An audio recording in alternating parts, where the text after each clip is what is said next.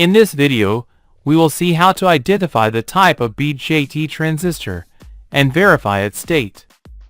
Let's start by saying that the transistor inside air conditioning or refrigerator electronic boards can act as electronic switches to amplify or regulate electric current based on the signals they receive. For example, in electronic boards, they can be used to control the activation of relays or gates, which in turn regulate the flow of current to different components such as the compressor, fan, and valves. To function, the BJT transistor has 3 pins, where one pin called the base, when receiving electric current, allows the passage of another current of higher value through its remaining 2 pins. The identification and diagnostic procedure we are going to develop is based on identifying the 2 internal diodes within the transistor. To do this, follow these steps. 1. Make sure you have a multimeter set to the diode scale.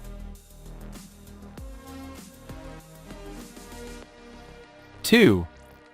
Randomly select 2 of the transistor's pins. Place the multimeter probes on these 2 pins, regardless of the color of the multimeter probes.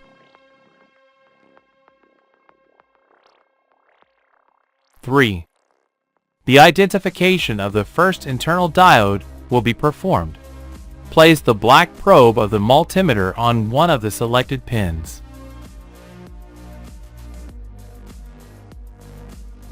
4. Now, place the red probe on either of the remaining 2 pins and check the multimeter reading. 5. Check for a reading of 500 millivolts. If it does not appear, move the red probe to the other pin to obtain a reading close to 500 millivolts.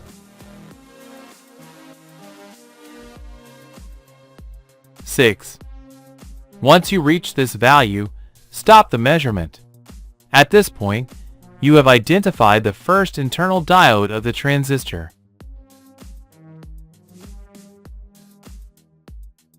7.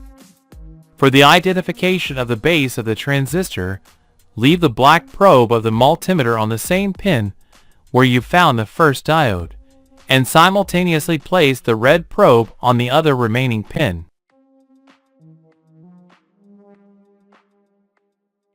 8. If the multimeter shows near 500 millivolts again, you have found the second internal diode. In this case, the black pin is at the base of the transistor, indicating that it is a negative base BJT transistor, i.e. a PNP transistor.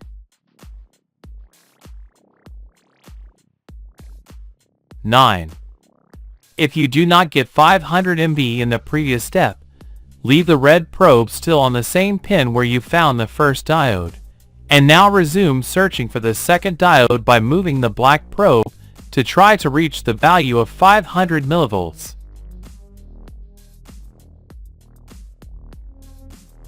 10. Upon finding the 500 millivolts, you are in the presence of the other internal diode. This confirms that it is a BJT, but now with a positive base, i.e. NPN, since the positive probe was the one that remained still, indicating that it is common to both diodes. 11. To identify the emitter and collector of the transistor, compare the voltage measurements obtained in the diode search steps. The higher measurement of both corresponds to the measurement between the base and the emitter. 12. If you do not find 2 measurements of around 500 millivolts in all the previous steps, we are dealing with a transistor in a bad state.